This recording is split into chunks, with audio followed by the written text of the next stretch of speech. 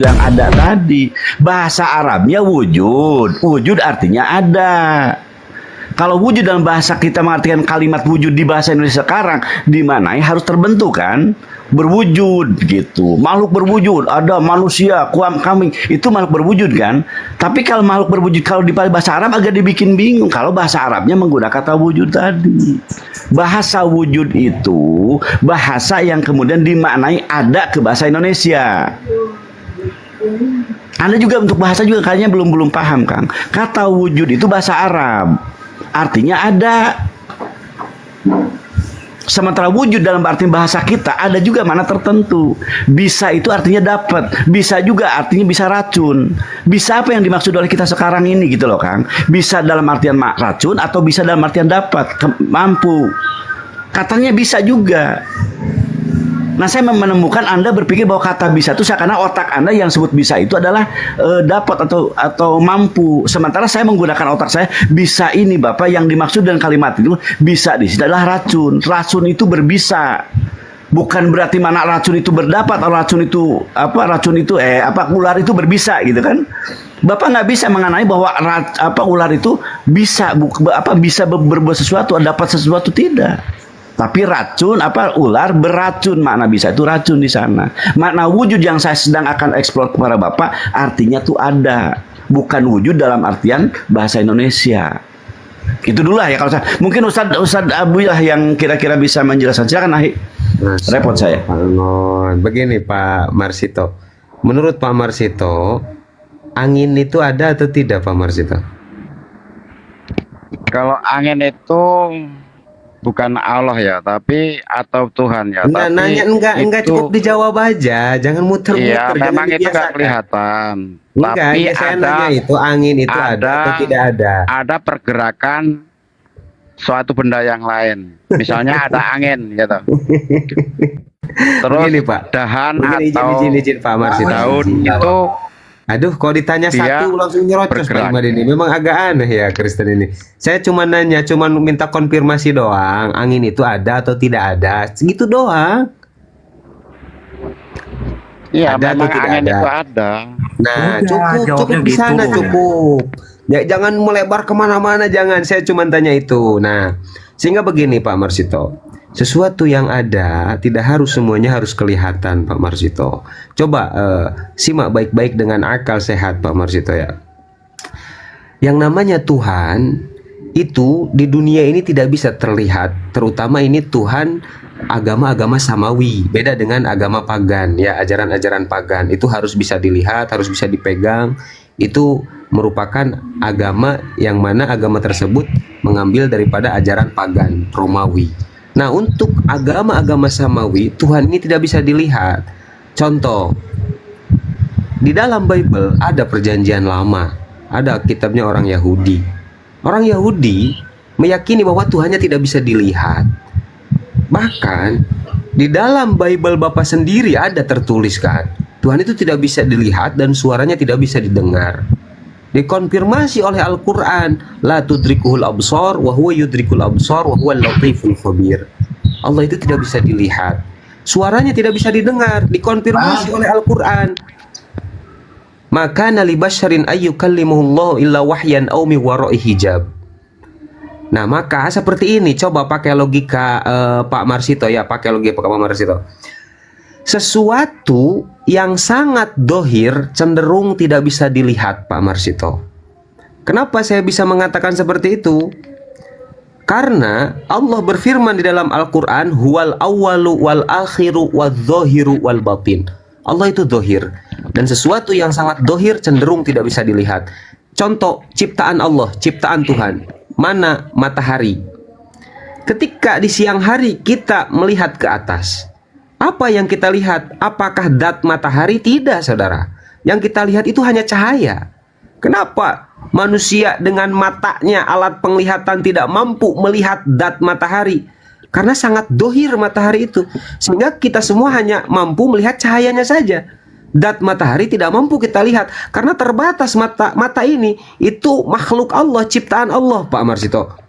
Baru ciptaannya. Kita sudah tidak mampu mata ini melihat langsung dat matahari. Yang kita lihat hanya cahayanya saja. Berarti Nah, apalagi Allah sang Allah pencipta. itu bisa berfirman. Berfirman itu Tunggu melalui dulu mulut satu-satu Pak atau Marsito. apa ini? Aduh. Ini satu-satu biar paham nih, biar cerdas Pak Marsito. Satu-satu. Coba pakai akal sehatnya ya. Karena kita kan manusia nih, punya akal nih, bukan binatang nih. Nah, terus di dalam Bible Bapak sendiri bahwa Tuhan itu suaranya tidak bisa didengar. Maka dikonfirmasi oleh Al-Qur'an. Oleh karena itu apa? Laisa kamislihi syai'un. Allah itu tidak setara dengan makhluk. Sehingga firman Allah itu laisa biharfin wala sautin. Karena firman, perkataan yang mengeluarkan suara yang ada huruf itu makhluk namanya. Kita manusia ketika berkata ada suara, bisa ditulis. Nah, untuk Tuhan, karena berbeda dengan makhluknya, saking maha kuasanya Tuhan tidak mau disamakan dengan ciptaannya, sehingga suaranya tidak bisa didengar. Pahami itu di dalam Bible Bapak sendiri gitu. Terus gini Pak Marsito, yang terakhir dari saya nih. Barangkali tadi belum dimengerti oleh Pak Marsito. Saya ambil contoh lagi. Kenapa Allah itu, Tuhan itu tidak bisa dilihat di bumi? Lisyiddati kurbihi. Karena Allah itu sangat dekat dengan kita. Sesuatu yang sangat dekat cenderung tidak bisa dilihat, Pak Marsito. Contoh, Pak Marsito punya mata. Di dalam mata Pak Marsito ada bola hitam. Pak Marsito tidak mampu melihat bola mata hitam di mata Pak Marsito. Karena apa? Karena terlalu dekat bola mata hitam ini sehingga tidak terlihat oleh mata kita. Assalamualaikum warahmatullahi wabarakatuh. Waalaikumsalam warahmatullahi wabarakatuh. Izin Pak Akhi ya sedikit sebentar lagi. Nah itu, jadi intinya Allah berfirman di dalam Al-Quran, wa nahnu aqrabu ilaihi min hablil warid. Kami lebih dekat daripada urat nadi. Wa nahnu aqrabu ilaihi minkum walakin la tubsirun. Kami lebih dekat kepada kalian tapi kalian tidak bisa melihat kami. Oleh karena itu, yang tadi saya jelaskan, sesuatu yang sangat dekat cenderung tidak bisa dilihat.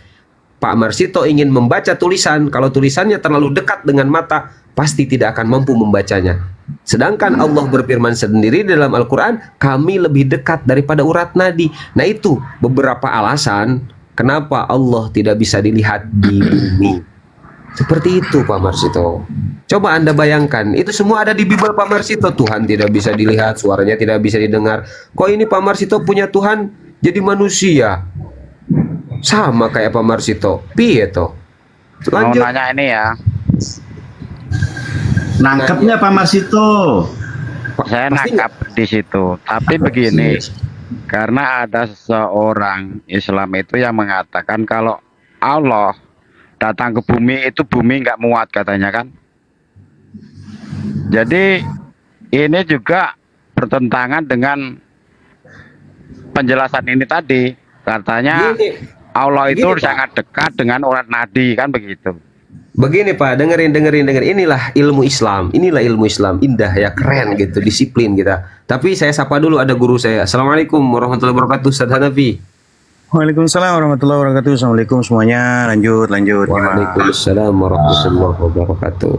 Begini Pak Marsito, coba Anda pakai akal sehat Anda ya. Ciptaan masuk ke dalam pencipta. Pak Marsito sedang menciptakan adonan kue. Apakah masuk akal Pak Marsito masuk ke dalam adonan tersebut? Tidak mampu Pak Marsito. Bumi ini jadi gini Pak Marsito, bayangan Anda terhadap Tuhan itu jangan sampai dibawa analoginya ke Islam, karena bayangan Tuhan Anda ini kan Kristen. Ya, sehingga bayangan Anda Tuhan itu bisa dibayangkan. Sedangkan di Islam Tuhan itu tidak bisa dibayangkan Pak Marsito. Ada Loh, konsep kamu tadi kan laisa sudah kamitslihi syai'un. membayangkan, katanya kan Allah itu sangat dekat dengan urat nadi. Itu kan artinya membayangkan sampean itu. Gitu. Bukan membayangkan, tetapi Allah berfirman di dalam Al-Quran, wa idza sa'alaka ibadi anni fa inni qarib ujibu da'watad da'i idza da'an falyastajibu li wal yu'minu bi la'allahum yarshudun. Jadi dekat di sana bukan dekat kayak saya dengan Pak Marsito bersandingan, bukan secara kurbi, bukan secara jisim, karena Allah itu bukan jisim. karena dekat di sana, kita sebagai manusia Pak Marsito oleh Allah diberikan ruh. Yas'alunaka 'anir ruh, qulir ruhu min amri rabbi wa ma utitu minal ilmi illa qalil. Hei Muhammad, ketika ada yang bertanya kepadamu masalah ruh, ucapkan, jawab, ar-ruhu, ruh itu min amri rabbi, urusan Tuhan. Kita hidup dengan ruh, dan ruh itu diurus oleh Tuhan. Sehingga Pak Marsito ingat, bukan hanya manusia yang diurus oleh Tuhan, semua makhluk yang ada di bumi, yang ada di langit, semua ciptaan Tuhan itu diurus oleh Tuhan. Karena Tuhan Maha Kuasa. Nah, sedangkan manusia, kita bisa hidup itu dengan ruh. Dan ruh itu ciptaan dari Allah yang bisa menghidupkan jasmani. Sehingga ketika Al-Quran berbicara ruh itu urusan Allah, maka kita umat muslim meyakini bahwa hidup kita itu diurus oleh Allah. Kita bisa melihat, dibisakan melihat. Kita bisa mendengar, dibisakan mendengar, alatnya telinga. Dibisakan melihat, alatnya mata. Dibisakan berjalan, alatnya kaki. Jadi ini semua hanya kaki. Enggak, itu semua ada yang kita dalilnya lakukan apa itu tidak lepas dari aturan Allah. Itu maha kuasanya Tuhan kami, Pak Marsito. Berbeda Enggak, itu dengan ada Tuhan Pak dalilnya Marsito, apa enggak itu? yaitu Yesus Kristus. Dia adalah manusia, dia tidur, dia lapar, dia makan. Wah, apa ini? Wallahu alam. Lanjut Ustaz Hanafi. Lanjut Pak Marsito, silakan. Aduh, saya mau minum Tanya dulu ini. dulu Pak boleh, Marsito nggak Host. paham-paham ini. Lanjut. Tanya sedikit boleh, Host? Izin akhina, kita lagi nanti dulu ya, biar enak diskusinya, biar tidak terputus. Jadi jangan dipotong dulu, begitu ikhwan ya. Nanti Mungkin kalau Pak Marsito dulu mengomentari pernyataan dari Abuya tadi, Pak Ismail. Silakan Pak Marsito, gimana? Ada yang bisa dikomentar atau ada yang masih mengganjal? Pak Marsito, monitor. kalau Bang tanya pasti paham karena dia berpikir, tapi kalau Pak Marsito saya maklum karena udah tua, udah sepuh gitu. Tapi saya hormat terhadap orang sepuh. Kalau saya sedikit mungkin Ustaz gini ya. Ustaz, Silakan Kang kalau Angon, saya gini, silakan Pak sebelum Marsito. nanti Ustadz Hanafi menanggapi, silakan Kang Angon. Alhamdulillah ini ada guru-guru kami di sini. Saya mungkin gini Kang, kalau Anda sebelum Anda tanyakan kepada kami Islam yang agamanya terkemudian ini, mungkin bagusnya Anda bertanya dulu kepada agama sebelumnya Kang. Ya, jadi kalau Anda menarasikan kepada bahwa Yesus itu turun menjelma di abad atau di pertengahan peradaban, artinya nggak ada Tuhan dong. Sebelum itu kan harus kesana dong berpikirnya.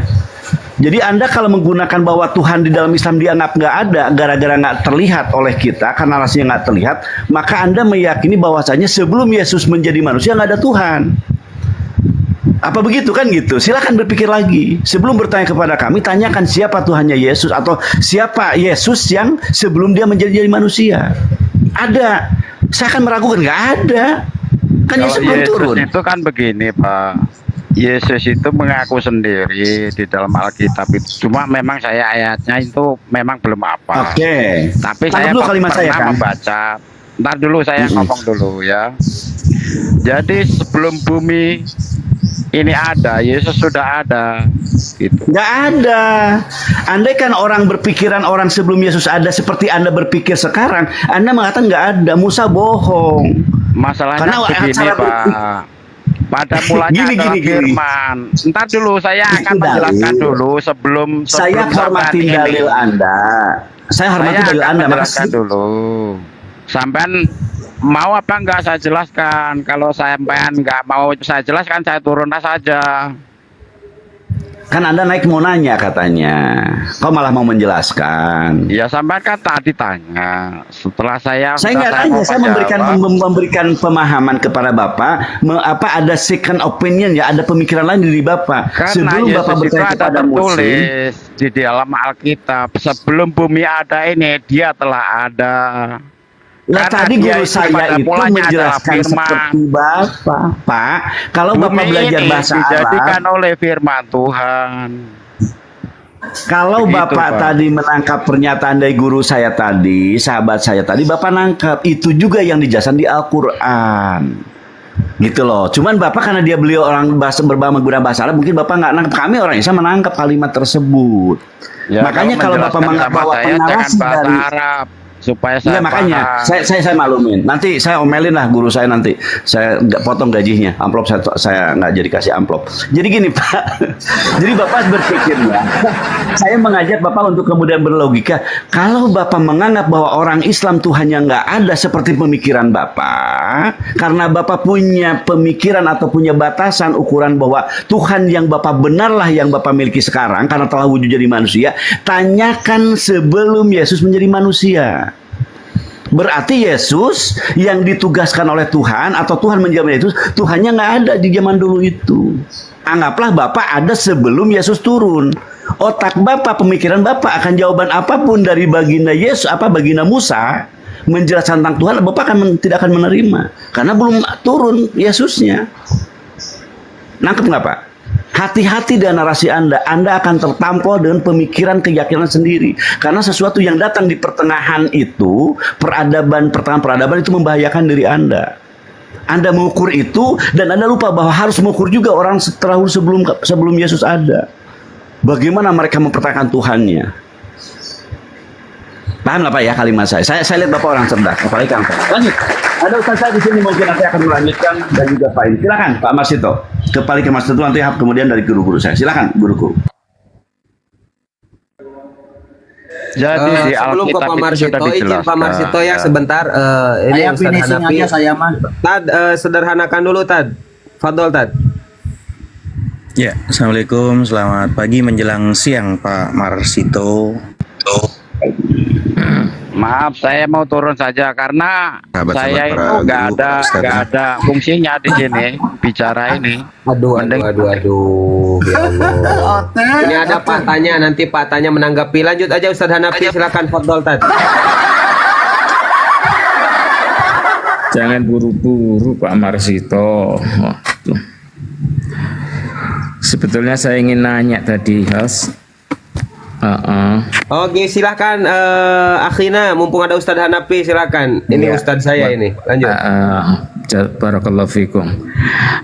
Sebetulnya saya hanya ingin nanyakan bahwa sebuah penekanan mungkin, tapi berbentuk pertanyaan yang mungkin nanti antum yang lebih paham bisa menjelaskan terkait konsep ketuhanan Kristen ini kan demikian jelimet gitu lah. Demikian rumitnya sehingga setiap orang Kristen yang satu dengan yang lain selalu berbeda di dalam memahami makna ketuhanan yang mereka yakini. Selalu seperti itu adanya. Kenapa ya? Karena mereka mendapatkan informasi dari biblos mereka yang seperti itu. Carut marut pertentangan antara ayat ini dan ayat yang ini. Sementara kalau mereka mau jujur, kalau mau mengambil biblos mereka yang seperti yang di beberapa ayat lah yang di Yohanes atau apa yang di mana itu saya kurang hafal. Itu kan Yesus sendiri berbicara gitu loh. Terlepas kita tidak mengimaninya sebagai ucapan Yesus yang benar gitu loh ya. Tetapi bagi mereka kan itu kitab sucinya mereka gitu loh. Kalau mereka mau jujur kan cukup mengambil dari itu gitu loh, bahwa memang Yesus sendiri mengatakan Tuhan Yesus itu adalah Allah. Di situ disebutkan sebagai Bapa dan sebagainya. Sebetulnya kan ke situ, tetapi kan Paulus hadir untuk menyebarkan sekian pemikiran-pemikiran baru yang ternyata itu sangat kontroversi dengan apa-apa yang disampaikan Yesus di masa hidupnya berdasarkan biblos mereka sendiri gitu. Sementara Islam menyajikan konsep teologi, istilahnya konsep ketuhanan di dalam Islam sendiri cukup mudah dan sangat jelas gitu loh. Apa sih gitu loh. Itu yang ingin saya sampaikan, bahwa apa sih yang membuat orang-orang Kristen ini tetap berada di atas kekacauan itu gitu loh. Siap, Akhina. Fadol, tapi Barakallahu udah fiik. bisa Mungkin ditangkap itu ya, Fadol. barangkali bisa mendapatkan penjelasannya lebih enak. Ini di Apa sini sih ada Kristen kok, penasaran ada itu? Bang Tanya ini Kristen. Lanjut Ustaz Hanafi, nanti ditangkapi sama Bang Tanya. Silakan Tad. Saya sudah pernah diskusi dengan Bang Tanya juga. Mungkin 1 atau 2 kali di tempat Bang Inspirasi. Jadi gini teman-teman,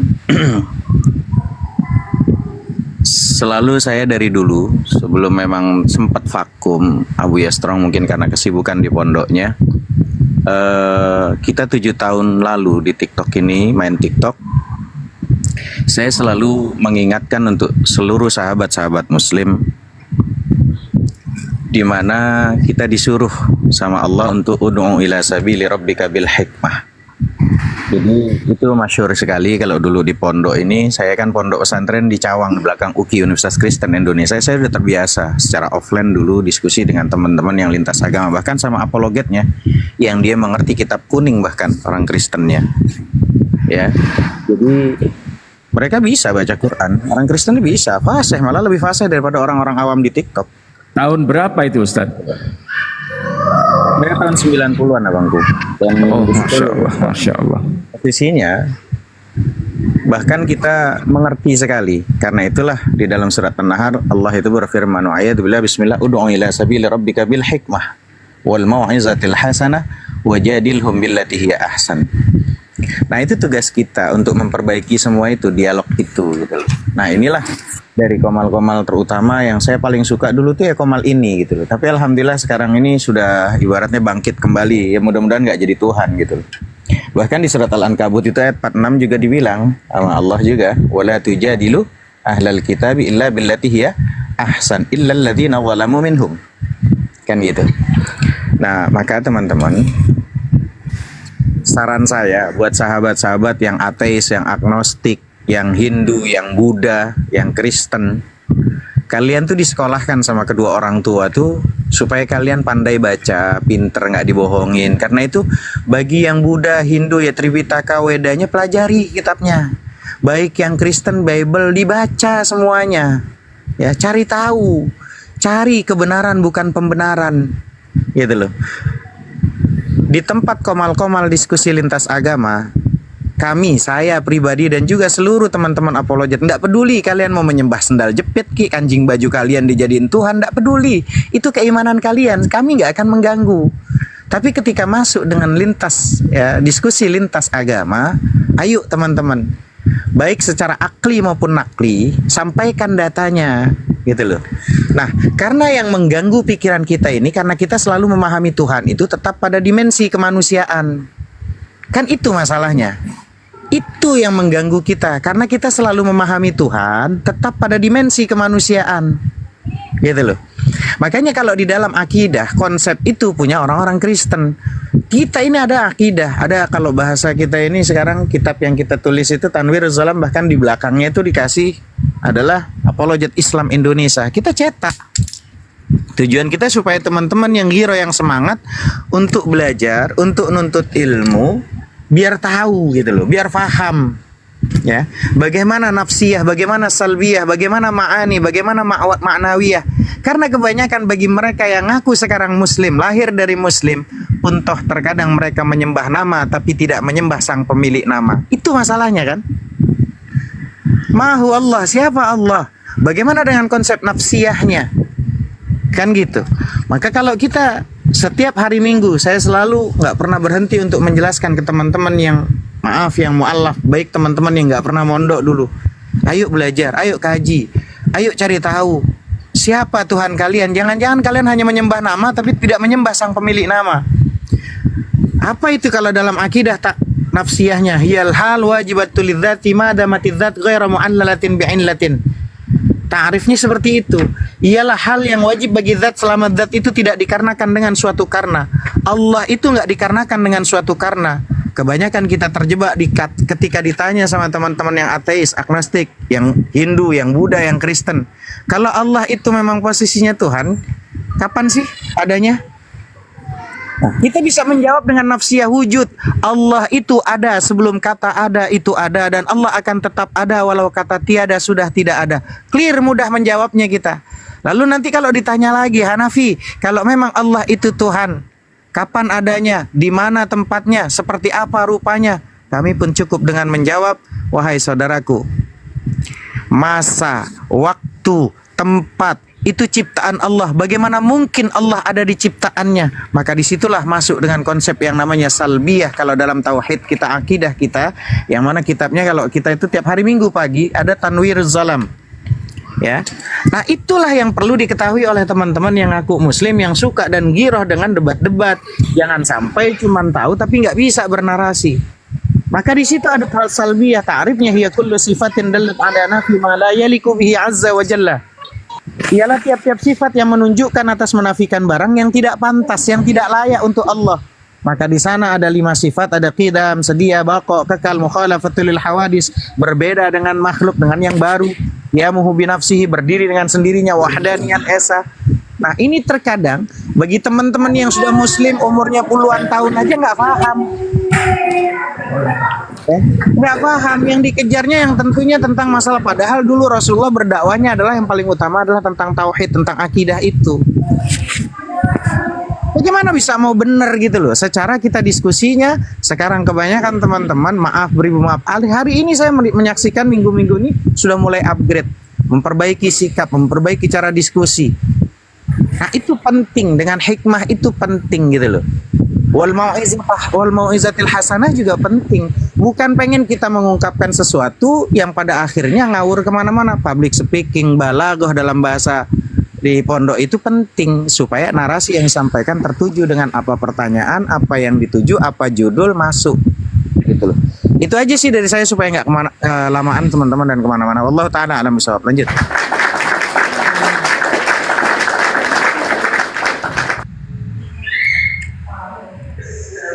Masya Allah, Ustaz. Pak Bolang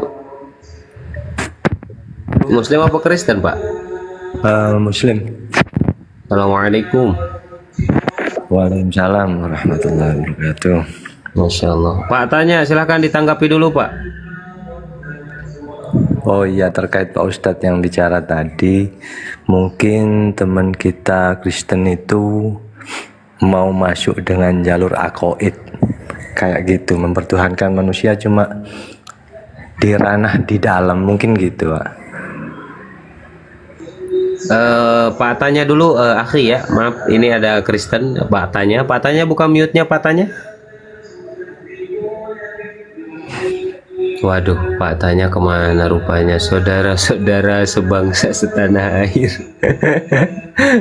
Emang Kristen ini ya. Lagi dijelaskan kemana Kang Yan ini? Kristen kayak gini dia. Aduh, Ya terguncang makanya. Ayo katanya, Bunda, keimanan Bapak imanin saja, Pak. Pak tanya. Abuya dilanjut dulu, Abuya. Sarapan dulu nih. siap Kang Yan, lanjut. Masya Allah. Aduh, Pak tanya malah di mute. Tad berangkat ke teater jam berapa, Tad? Antum? Jam 11 ini, dari sini nanti jam 11. Akomodasi dari jamaah itu kita udah disiapin kendaraan pulang pergi. Alhamdulillah, Insya Allah.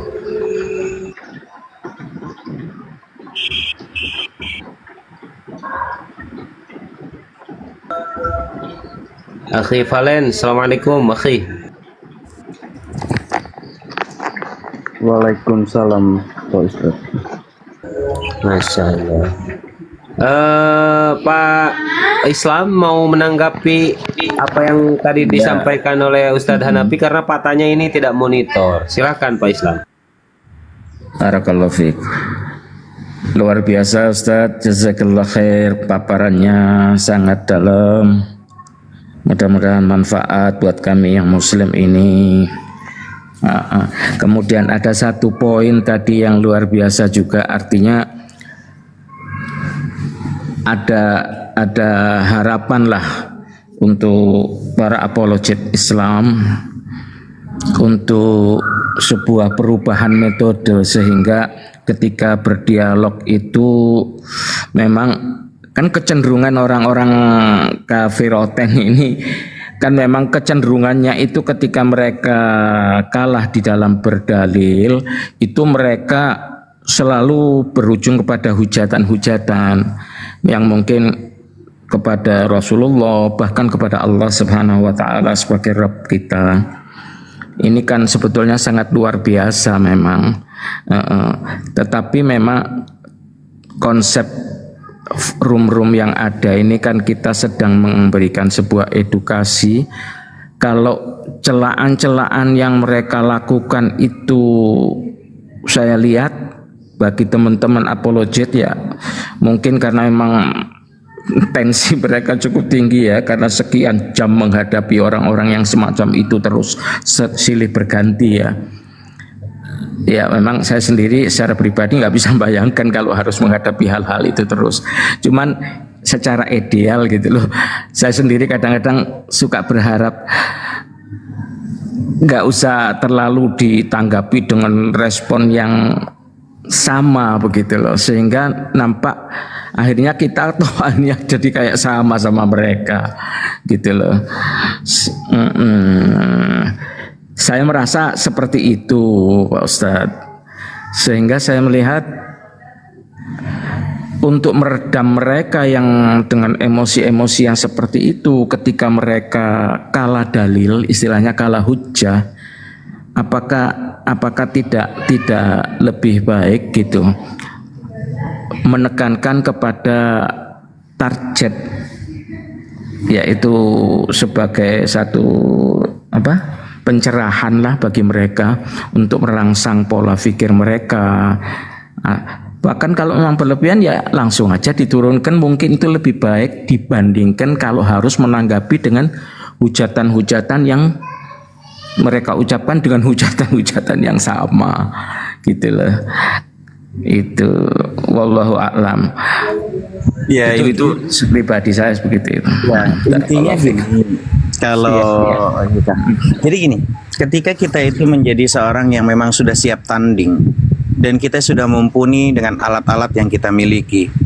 Bukan hanya kita memiliki alat tentang mengenai masalah bahasa-bahasa Yunani, Ibrani, bahasa original teks mereka, bahkan kita memahami semuanya seumpama kita sebagai apologet yang memang kita itu udah siap. Orang itu kan kalau umpama berperang itu udah siap dengan alat-alat dan dia mampu di bidang alat itu.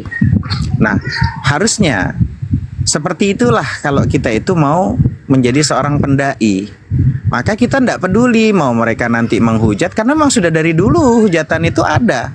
Maka kita jangan sampai kedikte dengan cara-cara mereka itu ketika diskusi. Memang itu udah dari dulu, dari zaman Rasulullah. Bahkan kita kenapa sih kita ini ketika dihujat kok kita taruhlah gini loh teman-teman. Jangankan kita, Nabi Muhammad yang begitu luar biasa aja dihujat. Jangankan Nabi Muhammad, Allah aja dihujat, dibilang punya anak. Anda siapa kalau nggak mau dihujat? Gitu loh. Anda siapa nggak mau dihujat gitu loh. Nabi Muhammad yang luar biasa dihujat, bahkan Tuhan pun dihujat. Kan begitu. Artinya tugas kita itu ya dengan hikmah, bil mau'izatil hasanah, dengan mau'izah hasanah. Apa yang mereka tanyakan, sampaikan. Oh, Nabi Muhammad ini begini, pedofil, apalah kalimat mereka. Wajar mereka itu ibaratnya menghina Al-Quran karena mereka tidak mengimani Quran. Kita yang faham itulah menyampaikan isi dan bahkan cara yang ada di Al-Quran itu kita sampaikan. Bukan malah kita itu nggak bisa jawab, kita ikut caci maki. Nah ini yang bahaya. Apa bedanya kita dengan mereka? Kan begitu. Ketika ada hal-hal mereka itu benci, menghujat, wajar karena mereka nggak mempelajari Islam. Gitu loh. Ada orang pertama nggak tahu. Nah ketika nggak tahu tuh ya kasih tahu. Ada orang yang sudah tahu tapi mereka nggak mengamalkan. Kan begitu. Ada orang yang mengamalkan tapi tidak dengan ilmu. Ada yang sudah mengamalkan dengan ilmu tapi belum tentu istiqomah. Nah, runutan-runutan inilah yang harusnya bagi orang-orang yang sudah memiliki kapasitas disiplin ilmu untuk menyampaikan, nggak perlu kedikte. Tugas kita ada orang yang mungkin bertanya tentang apa yang kata teman-teman itu menghujat. Ya yang faham, yang mengerti, sampaikan. Oh itu maksudnya begini. Mengenai masalah dia mau percaya atau tidak, ya tidak peduli. Karena memang di Al-Quran sudah dikatakan, Innal ladzina kafaru sawa'un alaihim a'anzartahum am lam tunzirhum la yu'minun. Ya memang sudah kata Al-Quran seperti itu. Tapi apakah kita mau berdoa, wah ini orang kafir ini gak bakal paham? Kita justru orang yang percaya kepada Allah. Kita yakin ya muqallibal qulub sabbit qalbi ala dinik. Kita doanya seperti itu. Alangkah baiknya kita orang-orang yang faham mendoakan mereka. Banyak dulu-dulu yang mencaci, menghina, bahkan dia mau membunuh Nabi, bisa dekat sama Nabi, bahkan kuburannya dekat sama Nabi. Ayo tampilkan hari ini nih Maulid Nabi. Berhenti kita ngaku mayoritas. Saatnya kita kembali menjadi umat Nabi Muhammad sallallahu alaihi wasallam yang berkualitas. Berhenti ngaku mayoritas. Kalau Anda tidak mencerminkan dari ujung rambut sampai ujung kaki, lisan Anda, akhlak Anda mana yang mencerminkan Rasulullah sallallahu alaihi wasallam? Itu yang harusnya kalian tangisi, yang harusnya kalian kejar, yang harus kalian cari gitu loh. Allah taala alam bisawab. Lanjut. Masya Allah. Begini ikhwan fillah dan Ustadzuna Hanafi, kebetulan saya nanti mungkin berangkat perkiraan jam 10 lah, karena ada sedikit urusan yang harus diselesaikan, dan mungkin saya mau pamit undur diri. Alhamdulillah di pagi hari ini luar biasa ya, kita dapat menambah pengetahuan, menambah keilmuan, kita sharing satu sama lain sama guru-guru kita. Alhamdulillah ada Ustadz Hanafi, bahkan barusan disinggung sedikit ya perkawis masalah Maulid Nabi, Masya Allah.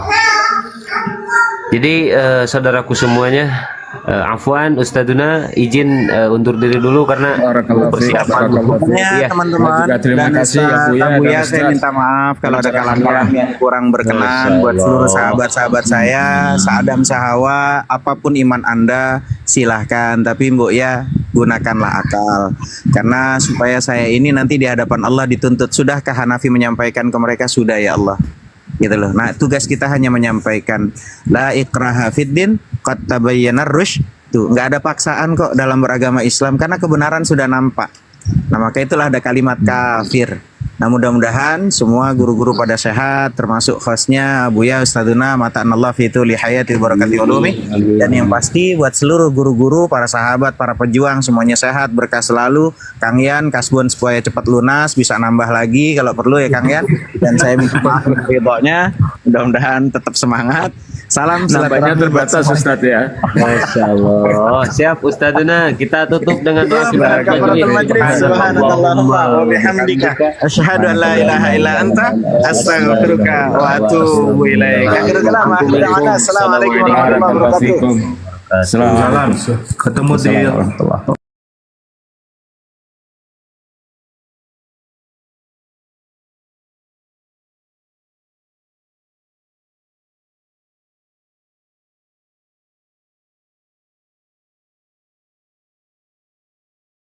akan di pohon Natal. Siapa yang paling banyak kartu Natal? Jadi lengkeren. Karena di pohon Natal dia banyak kartu Natal, dan nanti ya isi dari di kartu Natal itu kan ada surat itu Bang, ada tulisan. Tulisan dengan sesama laki-laki. Beda tulisannya. Kalau ke perempuan, jika memang dia memiliki perasaan kepada pasang perempuan itu atau lawan jenisnya itu, nanti kata-kata mutiara atau seperti puisi begitu. Kalau dulu Bang Faruk mengambilnya dari surat Mazmur, karena isinya kan seperti puisi-puisi percintaan gitu isi Mazmur itu. Soalnya waktu pertama kali aku tahu ada ayat-ayat begitu di Bible, aku jadi mikir, kalau berarti dulu waktu kita masih zaman-zaman SMP SMA kan zaman-zaman nakal-nakalnya itu goda-godain cewek kan. Wah, ini kalau pakai ini godain dulu di samping sekolahku tuh Bang Faruk, sebelah sekolahku tuh ada namanya sekolah St. Patrick namanya. Wah, itu gede banget Bang Faruk. Sekolah Kristen.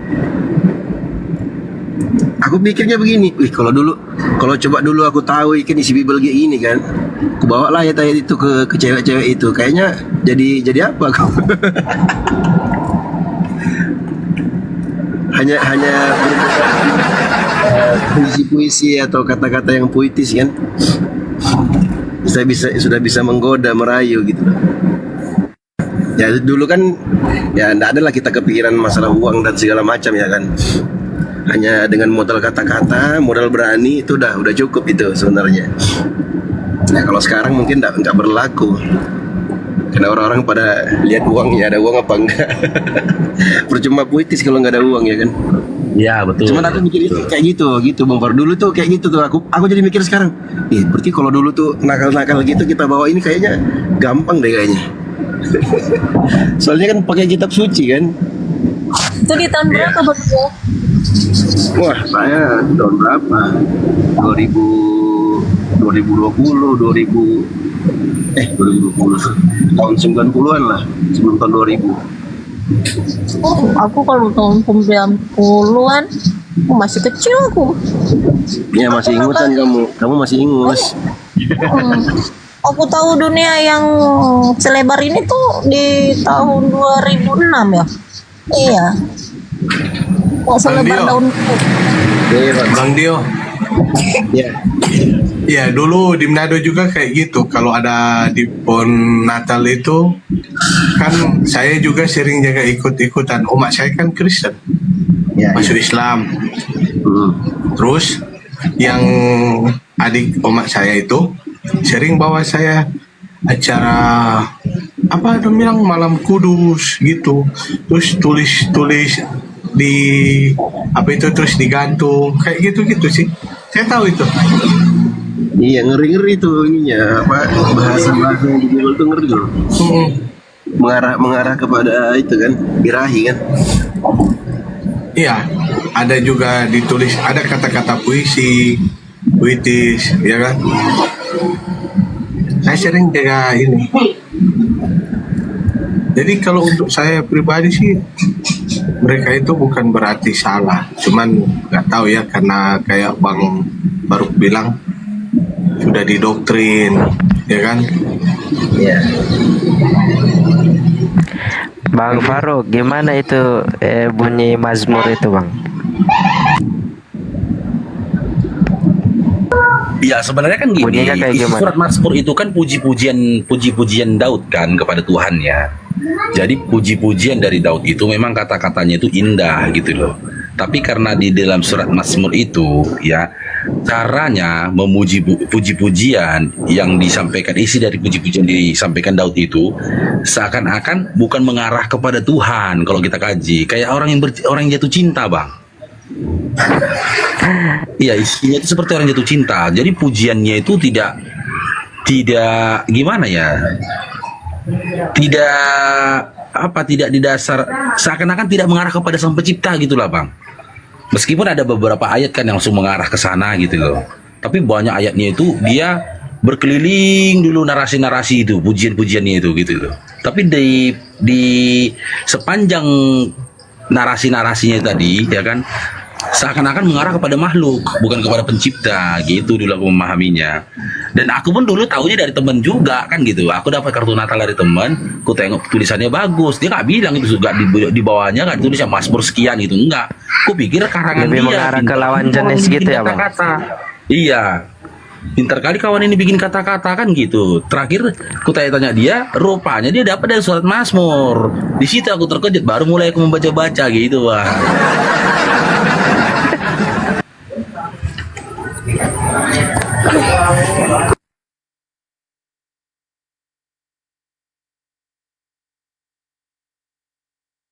Tapi Bang Faruk, kalau dibacakan ke cewek-cewek Kristen begitu, apa reaksi mereka gimana? Ya terkesan semua orang tuh, Bang, tersipu-sipu malu. Orang itu sendiri pun nggak tahu itu surat Mazmur kok. Nggak tahu juga itu orang. Jadi Nggak tahu ya. Nggak tahu, mereka sendiri pun nggak tahu. Itu dipikirnya pinter karena kan pengalaman dari temanku. Aku lama itu tahunya itu, temanku yang ngasih tahu. Dia sama perempuan-perempuan dibikinnya kata-kata itu gitu loh. Setiap dia memberikan kartu Natal, aku pikir dulu dia cerdas kan. Dan banyak teman-temanku yang perempuan memang kesemsem sama dia karena puitis dia katanya. Jadi aku bilang sama dia, ajarin lah aku membuat puisi kayak gini. Aku bilang, kok pinter kali bikin kayak gini. Udah nggak usah, ajarin lah aku. Kayak mana aku ngajarinya? Kata, kayak mana ngerangkai kata-kata kayak gini nih gimana? Aku bilang. Tapi jangan kau bilang-bilang orang ya, kata dia. Iya, sebenarnya itu surat Mazmur, kata dia. Terkejut lah aku, betul. Aku bilang, iya, aku baca-baca aja surat Mazmur itu. Kau pilih-pilih aja ayat yang cocok kau kasih sama cewek. Kasihkan sama cewek. Jadi tuh katanya. Setelah itu aku belajar ke pilih-pilih lah bang, benar. Jadi alhasil Coba gini, ya, karena kita teman-teman dianggap apa bang Dio? Ya gini, Bang Faruk, coba kita komparasi ya Bang Faruk ya. Kalau dalam Islam ya, jangankan kata-kata puitis atau yang semisal itu, kita bacakan satu ayat saja, kita bacakan ke cewek nih umpamanya ya, anggaplah kita masih masa-masa jahil dulu ya, itu pasti langsung ingat Allah gitu kan, ingat akhirat gitu loh, langsung jadi nggak berani nakal gitu loh, paham gak sih teman-teman? Umpamanya nih ya, aku deketin cewek nih umpamanya, terus aku bawa ayat Allahu la ilaha illa huwal hayyul qayyum, kira-kira cewek itu suka nggak sama aku? Pasti dia ini kan, langsung takut kan, ya Allah, kenapa Ayat aku kursi seperti itu ini, bang, kan? Bang Dio. Iya, ayat kursi, iya, maksudnya Ya Allah. Nanti dia sangka dia setan. Nah, Abang maksudnya, menghina itu. ya setannya lari kan, maksud aku Astagfirullah. Nanti dia bilang, kau kira aku setan? Kau bacain ayat kursi. ya maksudku begini, dengan dibacakannya ayat-ayat suci Al-Quran, maka orang-orang yang tadinya ingin berbuat maksiat, ingin birahi dengan wanita yang bukan mahramnya, jadi nggak jadi gitu loh, paham gak sih? Sedangkan Bible dibacakan ayat-ayat Mazmur umpamanya, wah tambah tersipu-sipu ceweknya, ya kan? Itulah hebatnya Al-Quran itu. Begitu kita baca ayat suci Al-Quran, ya hawa nafsu, birahi, maksiat dan yang segala macamnya itu akan segera sirna, ya kan? Keren gak Islam tuh? Ayat apa aja lah, baca aja ayat apa aja. Ya kan gak mungkin kan orang pacaran baca ayat suci Al-Quran ya. Iya, segan kita. Pasti kabur dia. Iya. Saya kalau kita komparasi begitu ya, apa luar biasanya Islam itu, masya Allah. Beda dengan Kristen kan, baca ayat Mazmur malah tambah maksiat. Ngomong apa ini si Dio nih? Tambah maksiat. Ya. Aduh. Halo Sejak Bang. kapan ada ayat? Sejak kapan ada ayat Halo yang Bang Game. Aduh. Halo Bang Game. Masih menyembah manusia kau, VP Game? Masih menyembah Bang manusia? Faru ini makin cacat. Aduh. Panas kau. Panas kau kan? Inilah akibat mendengarkan Tadi pembicaraan Bapak baca kursi tadi, ini muncul setannya nih. Bapak baca kursi ini muncul. Kepanasan dia. Sejak kapan baca Mazmur bisa nambah gairah? Ya, baca kau sendiri Kidung Agung sama Mazmur tuh. PP Game, aku tidak bilang tadi menambah gairah, aku bilang. Itu yang ngomong ya. lu. Baca Kidung Agung tuh. Yang mana? Aku bacain. Ya, bacain ya. Ya. Contoh ini Bang PP Game ya, baca lah. Dengar ku simak ya. Ia seperti pohon yang ditanam di tepi aliran air, yang menghasilkan buahnya pada musimnya dan yang tidak layu daunnya. Itu seperti itulah potongan kata-katanya, kan keren. Kata-katanya untuk ngapain lawan jenis bisa lah dipakai itulah. Terus apa lagi? Faru, lu tahu Iya. nggak arti Mazmur itu apa? Tahu aku arti Mazmur. Itu puji-pujian ke Aku kan udah Tuhan. bilang tadi puji-pujian tuh. Itu ke Tuhan, bukan ke manusia. Iya dari awal tadi aku bilang kayak gitu, makanya kau simak dari awal. Aku live tadi dari jam 6 lewat, kau udah datang maunya tuh. Wow. Ada rupanya tadi ku katakan surat Mazmur ini teka-teki togel, ada aku bilang gitu. Aku pun tadi bilang ini puji-pujian Daud kepada Tuhannya, kan gitu aku bilang tadi. Iya betul. Engkau akan meremukkan mereka dengan gada besi, memecahkan mereka seperti tembikar tukang periuk. Tukang periuk pun masuk dalam Mazmur kok. Ayat berapa? Ayat langsung ayat. Hah? Priok apa itu Bang? Di Jakarta itu Bang. Ya aku nggak tahu bang. Engkau akan meremukkan mereka dengan gada besi, memecahkan mereka seperti tembikar tukang priuk katanya. Mas berdua nomor 9. Kok bisa masuk tukang priuk bang? Aduh. PP Game. Tukang priuk apalah kontribusi tukang priuk masuk dalam kitabmu? Tukang priuk.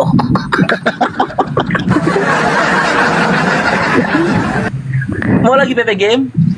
Aku ingat di surat berapa, di nomor berapa gambaranku aku ingat, cuman nggak hafal aku ya. Isinya aku memang nggak hafal. Jadi Bang Faru, Bang Faru, pekerjaan Iya, tukang priuk terus. kan itu meremukkan ini besi kan? Nggak salah di mana salahnya? Nggak mungkin lah tukang priuk motong kayu. Yang ku tanya kenapa?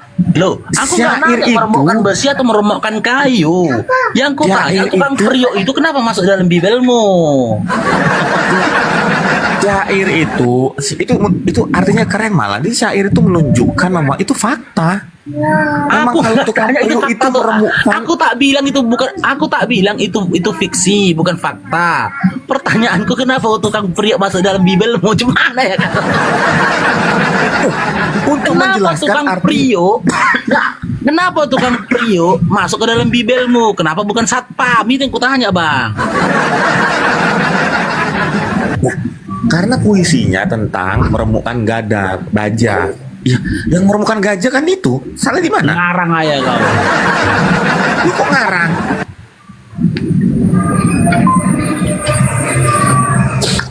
Sekarang gua tanya, pekerjaan tukang priuk apa?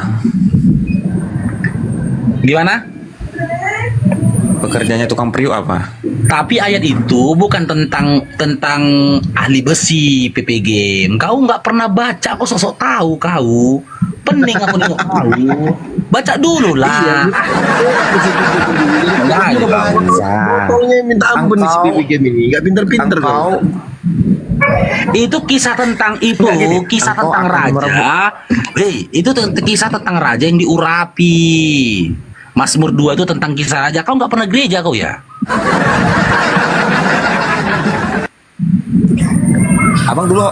Abang dulu AKBP itu bukan? Apa? Abang dulu Apa? AKBP atau bukan? HKBP dan Abang Pentakosta. dulu AKBP atau bukan? HKBP Oke. dan Pentakosta. Kalau HKBP kan ada namanya, kalau HKBP kan ada namanya SCD kan? Iya. Lu tau nggak SCD gua apa? Tahu, margurunya dulu kak masa kami 6 bulan. Dan aku pernah dimarahi pendeta. lu tau nggak? gara-gara itu? SCD gua mau tau? Lu mau tau SCD Ih. gua nggak? Apa? Lu mau tau SCD gua nggak? Nggak mau Tulang tahu paru, aku orang mau itu tau nggak karang-karangan SCD? pendeta kok. Ya, ayat CD-mu kau yang pilih atau pendeta yang kasih? Nggak, pendeta yang kasih. Ya itu, ngapain kau mau tahu? Ya itulah.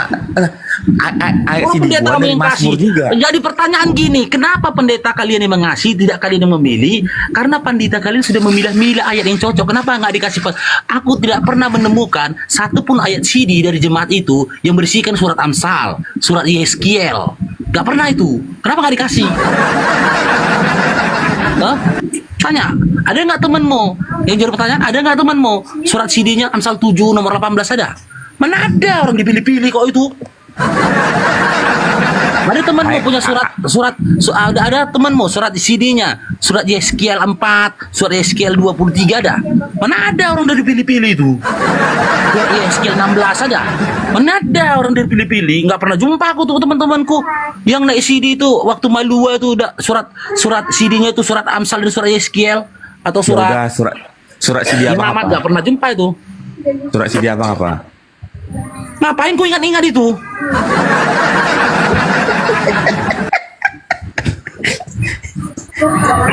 Jadi kau pernah kau mau dengar nggak PP Game, kisahku PP Game? Pernah aku begaduh sama pendeta waktu Marguru. Kan sebelum naik CD kan Marguru Madua kan? 6 bulan. Nah, jadi waktu itu ya, waktu Marguru itu pendeta itu membahas tentang di saat Yesus memberikan mukjizat menenangkan badai waktu mereka berlayar kan. Jadi waktu itu dibilang sama pendeta, Yesus itu tertidur. Ketika itu dibangunin lagi sama murid-muridnya. kan gitu. Sungguh kita akan binasa Tuhan, Tuhan sungguh kita akan binasa katanya.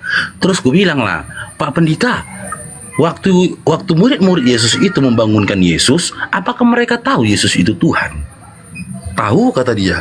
Apakah Yesus pun tahu kalau dia Tuhan? Tahu, kata dia. Loh, Pak Pendeta, Tuhan kok ketiduran, Pak Pendeta, aku bilang.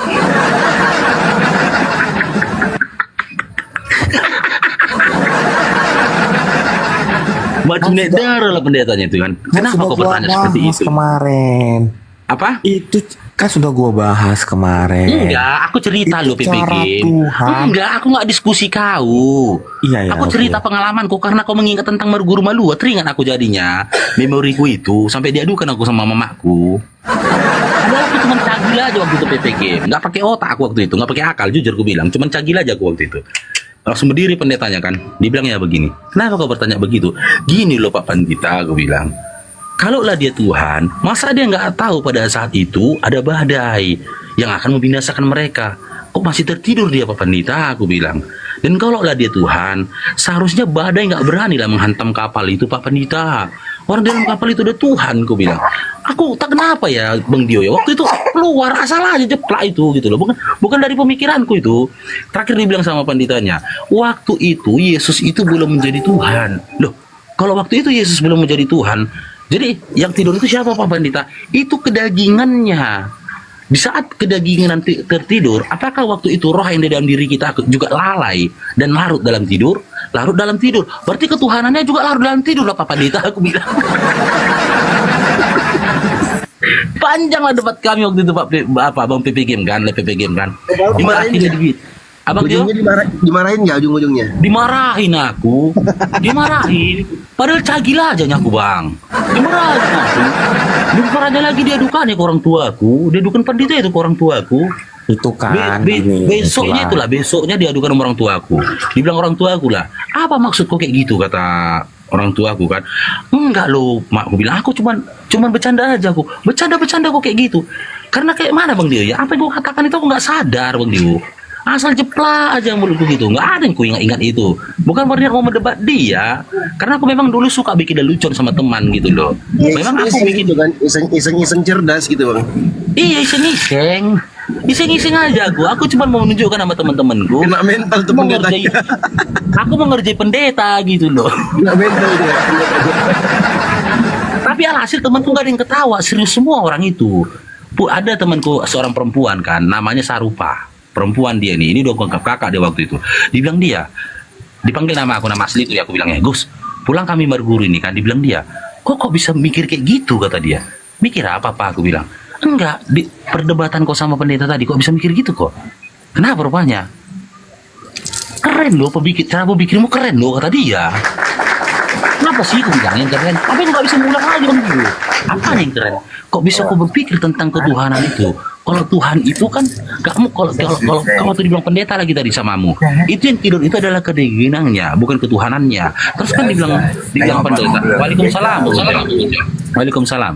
Roh yang ada dalam diri Yesus itu adalah bahagian dari Tuhan. Terus kau kan bilang waktu itu, kata dia, kau bilang sama pendetanya, jika memang di saat roh itu ada dalam diri Yesus sebagai dia Tuhan, berarti kan di saat jasad itu tertidur dan juga larut dalam tidur, roh juga yang ada dalam dirinya itu kan tidak bisa berbuat apa-apa karena jasad pun berbuat seperti itu, larut di dalam tidurnya. Kok dapat kepemikiran kayak gitu? Nggak tahu aku, nggak usah kita bahas itu, aku bilang. Wah, aku perpanjang lagi, asal jeplak aja itu waktu itu gitu loh.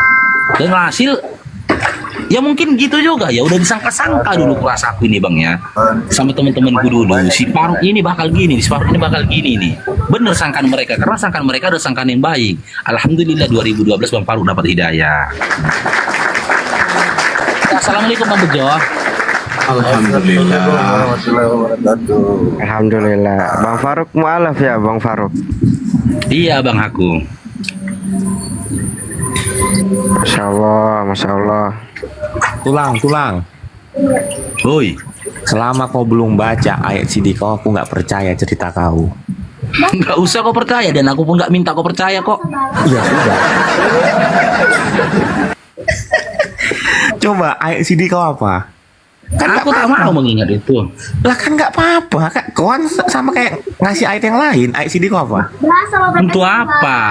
Untuk apa kontribusinya untuk masa depanku apa CD itu? Untuk apa? Ya enggak, kan kawan biasa ngasih ayat. Kenapa kok kesulitan ngasih tahu ayat CD kok apa? Untuk apa aku? Aku pun tak mau mengingat itu. Iya. Jangan Kan- abang-abang. Faruk ini kan setiap hari, tulang Faruk ini kan ngasih ayat Alkitab, hafal dia, keren, salut saya. Pertanyaan gua ayat Kalau ngeyel jangan di sini bang, di gereja aja bang ngeyelnya bang. CVP game ini botolnya minta ampun dah, nggak pinter-pinter dari dulu ikut di sini. CD apa bang? CD Botolnya permanen. CD color. Enggak, ayat CD itu gini bang. Jadi setelah kami melalui proses berguru balua atau belajar selama 6 bulan kepada pandita, nanti kami akan diikrarkan, nggak diikrarkan dan diberikan sertifikat kan gitu, selembar sertifikat menyatakan bahwasanya kami ini sudah lepas CD, atau dengan kata lain kami ini sudah dewasa dan kami sendiri yang akan bertanggung jawab atas perbuatan kami dan juga dosa-dosa kami. Di dalam sertifikat itu ada sebuah ayat yang dituliskan sama pandita. Itulah yang menjadi pegangan dan mereka yakini, orang-orang yang lepas CD ini meyakini apa yang tertulis, apa yang dituliskan oleh pandita yang dikutip dari ayat-ayat dalam Bible menjadi bahagian dari masa depan mereka kelak. Gitu loh. Dan itulah alasan aku tidak mau mengingat itu karena itu bahagian dari kesyirikan. Itu bagian dari kesyirikan. CD itu dipilihkan sama pendetanya. Iya, pendeta yang memilihkan dan dituliskan di sertifikat itu, Bang. Oh. Liturgi seperti Lagian kan liturgi. nggak penting juga diingat-ingat itu bang Faruk kan. Nggak ada faedahnya juga kan diingat-ingat. Iyalah, nggak penting. Dan gini Bang Dio, aku pun tidak mau mengingat itu. Aku tahu ayat CD-ku. Cuman aku nggak mau lagi melapaskan itu. Karena apa? Semakin kemari, ya kan, setelah aku belum menjadi Islam, aku anggap sebuah kesyirikan. Andaikan aku mengingat itu. Karena apa? Mindset yang ada pada saat itu, ya ayat atau ayat di dalam surat CD yang tertulis di dalam surat CD kita itu, oh ya, orang-orang Kristen itu pada masa itu, yang iman ke masa itu menjadi bahagian dari masa depan dia. Gambaran masa depan dia seperti itulah, gitu loh ICD itu. Makanya orang Kristen mengingat ICD dia, karena dia mengacu masa depan dia itu berdasarkan ICD-nya nanti. Kan gitu. Bahkan nggak ada yang cocoknya, dicocok-cocokkan ya, cocok kali ya. Andai kan dia mengalami satu kejadian kan, dia berkata begini, dicocok kali ya CD kulo dengan kisah hidup kulo, katanya. Kayak mana pakai kisah hidupmu, begini gini. Surat apa rupanya surat CD-mu, surat ini. Setelah kita cari tahu, dicocok-cocokkannya aja nya, nggak cocok. Dipaksakannya kali ya cocok, nggak cocoknya.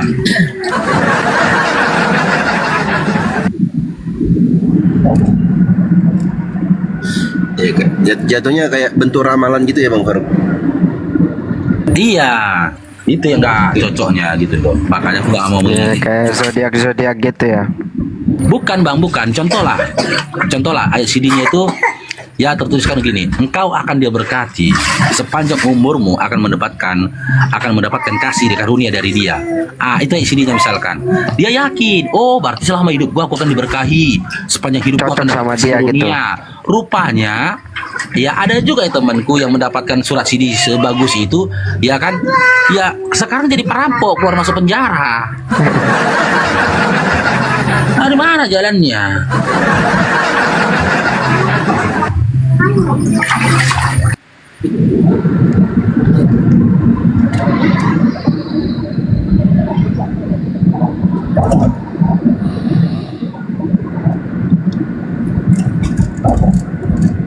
Jadi contoh kan gini dikatakannya, gini kan, dia bisa gini, raja-raja dunia bersiap-siap dan para pembesar bermuafakat bersama-sama melawan Tuhan yang diurapinya. Nanti ditafsirkannya sendiri CD-nya ini. Oh, berarti seumur hidupku nanti aku dapat urapan. Aku akan begini begitu. Padahal CD-nya itu kan diambil dari penggalan surat Mazmur nomor 2 gitu. Bang Faruk, nggak kebayang aku nanti kalau ada kayak CVP game kan. Ayat CD-nya tuh ini Zakar Kuda itu gimana? Gak ada Bang Dio, gitu-gitu gak ada Bang Dio. Enggak ada. Gak ada, karena dipilih pendeta. Aku terus terang, kalau waktu itu ICD adalah pilihan kita sendiri, Amsal 7 ku bawa ICD ku. Iya betul, ku bilang Bang. Amsal 7 bakal ku bikin, karena aku udah bilang Bang Dio ya, dulu aku cagil orangnya. Gak bisa pilih-pilih sendiri ya Bang Faruk ya? Nggak bisa, karena sertifikat itu kan dikasih waktu kita CD atau diberkati kita kan, dikasih lah kertas itu tadi, dan Tapi- itu bayar, CD itu Nah, bayar. Berarti si pendetanya bisa dong dia pakai dia CD apa yang dia mau. Iya, betul. Wah, pantesan pendeta banyak ininya kasusnya. Betul. Iya, aku gitu Bang Joy. Kalau memang bisa pilih sendiri, aku pilih tuh Amsal 7 nomor 18 jadi ICD ku. Orang kulit cagil aku kok.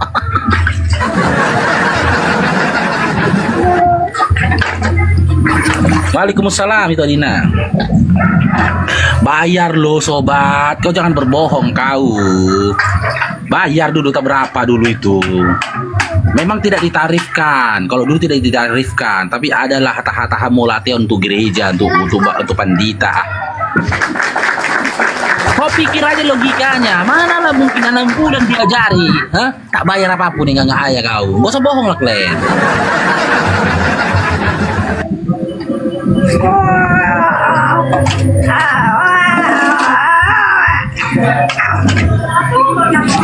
Biaya buat sertifikatnya kan memang bener kan bayar. Kan memang bener bayar. Jangan dibilang nggak bayar. Ngarang aja kalian. Assalamualaikum wabarakatuh. Waalaikumsalam Bang Syekh. Silakan Bang Syekh. Iya ya. Waalaikumsalam. Waalaikumsalam Salam kenal, Bang. warahmatullahi Salam Ya, kenal Bang. kenal balik Bang semuanya. Ya siap, salam Iya, kenal Bang. Siap.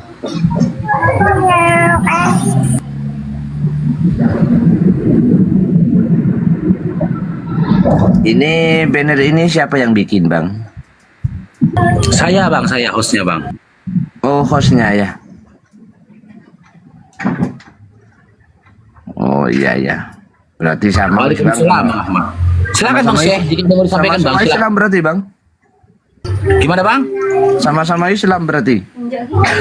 Oh baru datang ke Komal Bang Faruk Bang? Iya Bang, baru datang ini saya Bang. Oh ya alhamdulillah Islam Bang, Islam. Oh iya wis.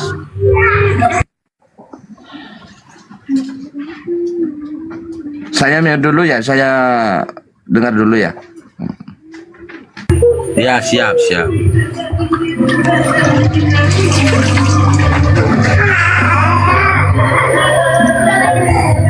Yuk, siapa ini Bang? Iya, bentar saya Bang Bojo.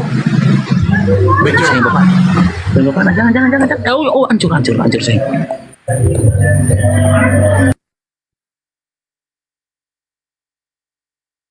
Tuh Bang Faruk si Leo Girls di bawah itu kepanasan dia. Bang Faruk bilang begitu. Kata Leo Girls, saya nggak bayar kok katanya. Ya mungkin karena kau cantik, kamu seksi, makanya gratis. Enggak mungkin, iya dia nggak bayar Bang, dia nggak bayar memang mungkin. Orang karena mungkin ya pendeta bapaknya atau emang borunya. Oh, orang dalam. Ini orang dalam. Oh ada istilah orang dalam kah? Wah, ada lah Bang Dio. Enggak tahu, makanya nanya.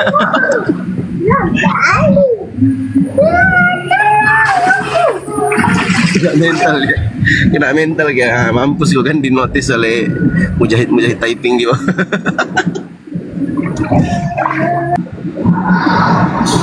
Kasihan ya Kristen nih mau naik diskusi takut ya kan, typing di bawah dibantai sama mujahid typing muslim.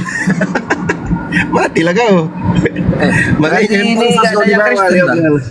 Kalau nggak kuat mentalmu nggak usah kau typing ya Leo Girls ya. Kena mental kau nanti bunuh diri kan nanti.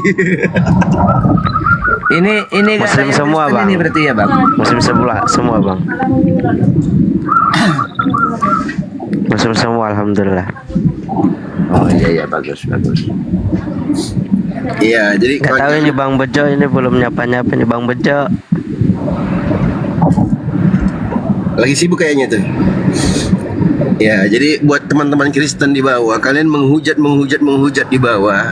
Kalian typing sini, kalian mikir ya, yang bisa typing itu bukan cuma kalian. Ya. Mujahid typing muslim di bawah tuh banyak tuh.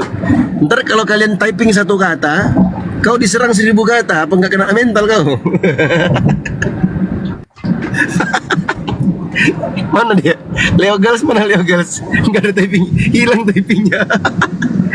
Tangannya langsung patah. Matilah kaku ini. Terima kasih Syekh. Masya Allah. Yang mau hujat tuh kalian. Yang mau hujat siapa yang mau hujat? Dari tadi nggak ada yang mau hujat di sini. Naik aja kau Alex, naik aja Alex. Siapa yang mau hujat Alex? Gak ada yang mau hujat.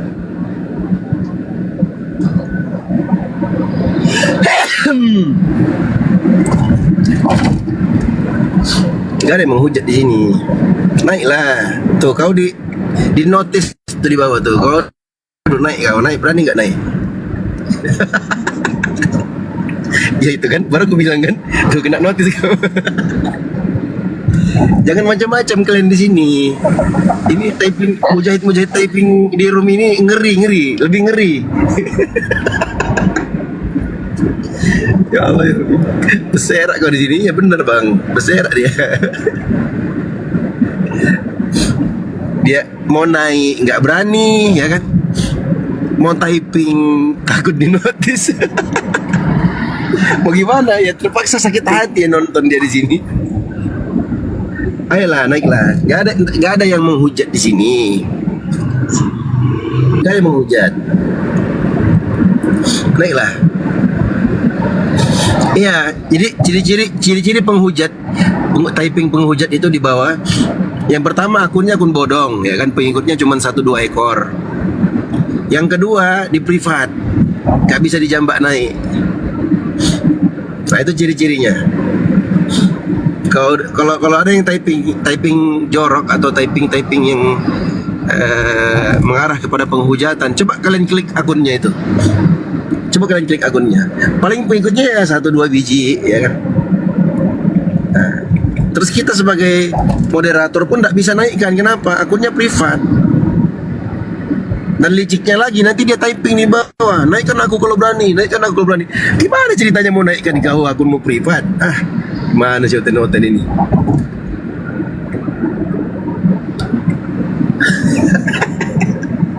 Kena notice ya Alex, langsung tenggelam akunnya. Kadang aku suka ngakak tuh kalau baca typing di bawah. Mau menghujat ceritanya, dibalas typing langsung kena mental ya. Bang Dio, yang nama Alex udah nggak ada, langsung menghilang ya, kayak ditelan bumi. Iya, kena mental dia, kena mental. Siapa aja satu nama yang kita lihat mereka lihat langsung di tag namanya ya kan, hilang meninggal. Kena mental dia, sakit hati dia mau naik nggak mampu berdiskusi ya kan, typing di bawah juga dibantai oleh mujahid kita di bawah. Aduh ya Allah ya Rabbi, capek aku tawa. Bang Dio.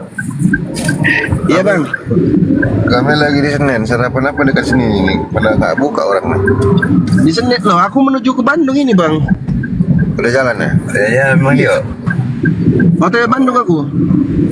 Udah keluar Bekasi, udah lewat. Enggak, ini aku masih di layang di MBZ, tol layang. Oh ya udah, ntar ketemu jalan ya. Oke. Ya, ketemu di mana aja kita? Atau aku duluan aja? Ya udah. Nggak, kami masih cari makanan dulu nih. Oh, masih panjang lagi. Komunikasi aku tunggu itu loh. Ya. WA-nya nggak muncul di sini, nggak ada. Ya udah, ntar sambil jalan aja. Oke, siap. Iya, nomor abang mau nggak bisa dihubungi. Mungkin abang hubungin nomor yang hilang itu bang. Aku kan pakai nomor yang baru ini sekarang. Iya. Nah, coba bentar. Aku coba cek dulu bentar.